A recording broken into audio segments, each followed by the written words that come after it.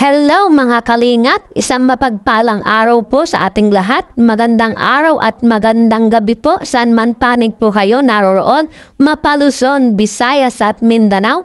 Saan man panig po ng ating mundo. Sa mga viewers po natin diyan, kamusta po kayo? Mega love shoutout po sa inyong lahat. At muli po tayong nagbabalik at bigyang reaksyon ang isa na namang topic. Nanay ni Viancy nagsalita na sa mga basher ni Kalinga Prab. Patungkol saan po ito at mga K-boys na bigla. At yan po mga Kalingap ang ating pong pag-uusapan. Sabay-sabay po nating alamin at i-marathon. At mga Kalingap, kung hindi pa po kayo nakakapag-subscribe sa ating munting channel, mag-subscribe na, mag-like and share na po kayo para lagi po nating ma-update ang ating pong mga videos. At i-marathon din po natin mga Kalingap ang mag-amang matubang na si Kuya Bal Santos Matubang at syempre po si Kalinga Prab.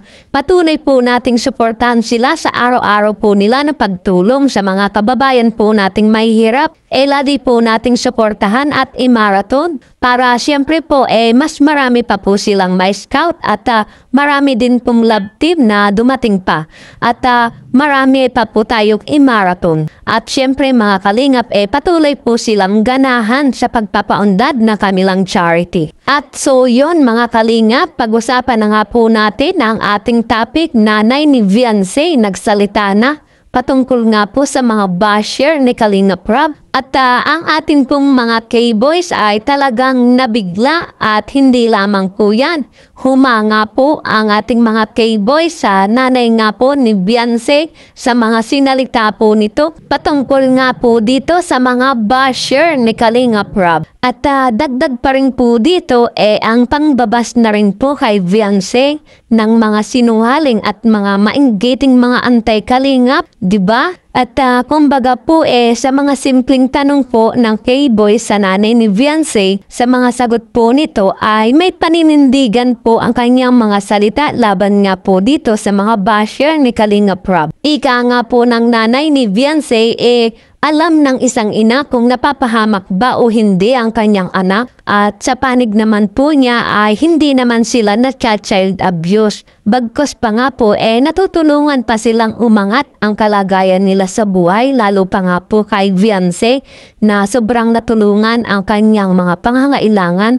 Unang-una nga po dito ang kanyang pag-aaral. Nabigyan pa sila ng puhunan para sa kanilang tindahan. At ang isa pa nga po dito ay ang napakaganda at napakalaking pabahay para sa kanila na talagang sobrang ikinatutuwa po nila. At ang higit po dito ay nakakatuwa po para kay Viancy, ang mga blessing na dumarating sa kanya ay isinishare pa niya sa mga taong nangangailangan. Kumbaga po share your blessing. At alam na alam po nila na hindi po sila inaagrabyado ni Kalinga Prab dahil alam po nila na mapapagkatiwalaan po si Kalinga Prab. At malaki ang ipinagbago ng kanilang buhay sa ngayon dahil sa tulong ni Kalinga Prab. At dahil nga po dito, sobrang nagulat, namangha at hinangaan ng mga K-boys ang mga binitiwang salita ng nanay ni Viancy. Grabe mga Kalingap. Dahil nga po dito ay napatunayan ng nanay ni Viancy na malaki ang naitulong ni Kalinga Prab para sa katulad nilang mahihirap. Kayo po mga Kalingap, ano po ba ang masasabi niyo patungkol nga po dito? Diba tama naman po ang nanay ni Viancy at talaga naman pong naniniwala naman po tayo sa kanya.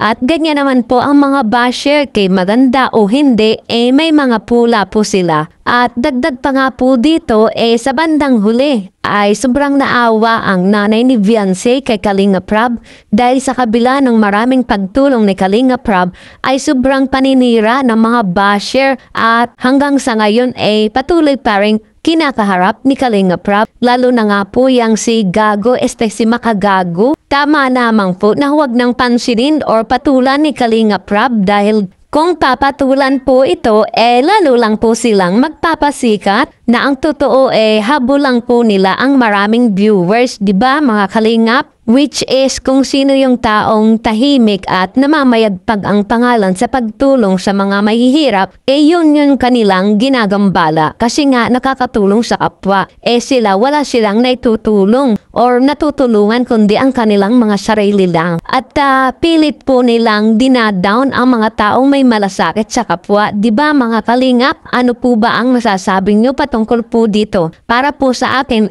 wag na wag po tayong bibitaw. Patuloy po nating suportahan ang buong Kalingap. Si Kalingap Prab para sa mahihirap.